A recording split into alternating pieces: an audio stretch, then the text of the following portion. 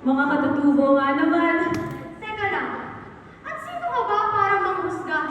Sige nga at kumanta ka. Tsura mo palang mukhang hindi mo na ata kaya. Mukhang ikaw ata'y nahanga sa aking pagkakanta at pananalita. Teka muna mga baby. Bakit gusto nyo daw idaan sa balagtasan? Tama-tama ngayon na buwan ng wika pa. Tumatanggap ba kayo? Sige, pumapayag ako. Siyempre, pumabayag rin ako. Dito natin malalaman. Wikang katutubo O wikang pambansa. Aling wika ang higit na mas makaunlad sa bayan? Pagpupugay sa inyo itong aking hatid. Sa niririto mahal kong mga kapatid. Sa inyo mayroon kaming ipapabatid. Karunungan taglay ng walang batid. Hamo sa silangan, ating mapakinggan. Ideyang hatid nitong kababayan. Wikang katutubo ng may kaunlaran. Ang naghihigawas sa indang bayan. Kanluran ang pinagugatan nitong marilag nating kaibigan. Wikang katutubo, baliwala raw yan. Ang mahalagang Pilipino, wika ng sambayanan. Makinig, maging alerto at makibahagi sa limang ideya ang inyong mapipili. Pag-isipan na mabuti at huwag maging pingi. Magkaroon tayo ng paghabol sa sarili. Pero bago natin simulan na itong balagtasan, pagpupugay ay igawad sa dalawang paraluman. Para na igawad ng sila'y ganakan, palakpakan ng lakas sa kanila'y ulan. Kaya halika na taga-silangan, dilang sikang diway mo'y iparinig sa kalaban. Sikapan pinig mo'y paniniwalaan ng mga metikulistong mga kababayan. Pagbibigay galang, mahal na nakandiwa. Ako'y taga-silangan na tanging pinagpala. Umunlad dahil sa katutubong wika. Kaya ito lamang ang aking ibabandila. Pagkakaunawaan at tunay na karunungan, sa wikang katutubo lamang matatagpuan. Kaya nga tayo may mother tongue, sapagkat wikang katutubo ay manghabuluhan.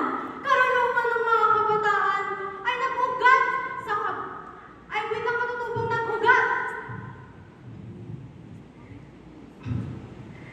Kinapayabong napaunlad sa paralan, wastong edukasyon ay napasatanan. Wikang Filipino ng kataas-taasan, sa wikang katutubo nagugat iyan. Kaya katalo ko, huwag mo'y pangalandakan na nasa pedestal ang wikang pinaglalaban. Kaya huwag mo'y pagpilitan iyong baluktot na katuwiran. Filipinong ipinagmamayabang, sa wikang katutubo ang pinagmulan. Teka muna, binibining taga-silangan. Taga-kanlura muna nating pakinggan. Mailakan ang mga katibayan sa posisyong pinaninindigan. Ako'y abang lingkod, mahal na nakaliwa. Hatid ko'y katwirang ibabandila. Sa wikang Pilipino, uunlad itong bansa. Di sa wikang katutubo na ipinagsasabi niya.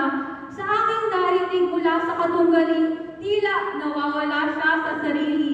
Kung ano-ano tuloy ang ipinagsasabi, di nag-iisip kung ano ang mabuti.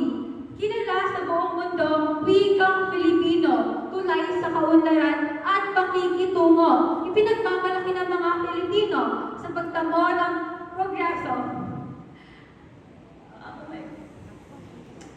Kaya nga, sige nga, sabihin mo nga sa akin, wikang katutubo mo ba'y madaling intindihin sa pakikipag-usap sa mga dayuhan, di ba wikang Filipino ang gamit dyan?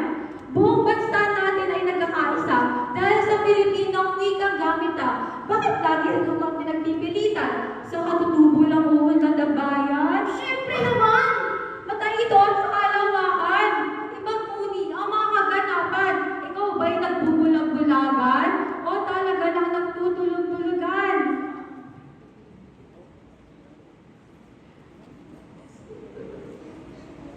Unti-unting umuunlad nating bayan dahil ito sa daloy ng karunungan, wikang pambansa. Sandata natin yan sa pagtamo ng lubos na kaginhawaan. Anong pinagsasabi mo, taga-kanluran? Bago ako mababa ang pinagmulan, katutubo ang siyang pinagugatan ng tagumpay na pinangangalindahan. Humarap sa salamin at masdan ng sarili. May hangin, tiyak sa utak na nakukuble. Di ba bago naging John, siya'y si Juan? Aminin mo na, katutubo ang pinagmulan. Tunay na pagbabago, nag-ugat sa puno. Ikaw nga'y walang shortcut sa pag-asenso. Lang Pilipino.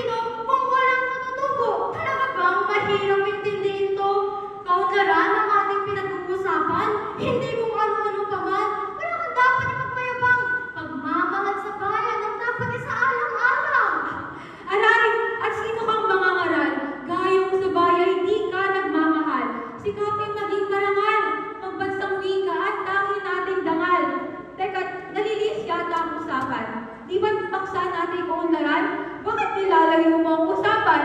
Di kaya't wala ka ng panlaban? Wow! Utang diya sa iyo'y nakikita. Tila umaasa sa himala. Walang himala, ika nga. Kaya, hoy! Gumising ka nga! Gising ako talertong isipan, di tulad mong walang alam. Ang wikang katutubong hirang, itong aking pananggalang. Makinig ka nga, kaibigan. Huwag kang pigon. Di ka naman kagandahan. Postura mong katulad ni Basyang, katunayan ikaw isang losyang. Uy, katwiran lang, walang personalan. Kung anong hamon mo, kita'y lalabanan. Subalit ni isa lang ang dapat panalunan. Palakpak nitong madla, hatid ay katunayan. Huwag kang namimintang na namemersonal katong galing hirang. Mag-headset ka nga't iyong pakinggan. Maling salita ang gamit at mga paratang. Ang sasabihin ko ay iyong pakinggan. Wikang pambansa, tulay sa kaunlaran. Di ang katutubong iyong ipinagmamayabang. Dahil kung sa sapatos, swelas lamang ang mga iyan. Aba, sumusobra ka na, babaeng madera.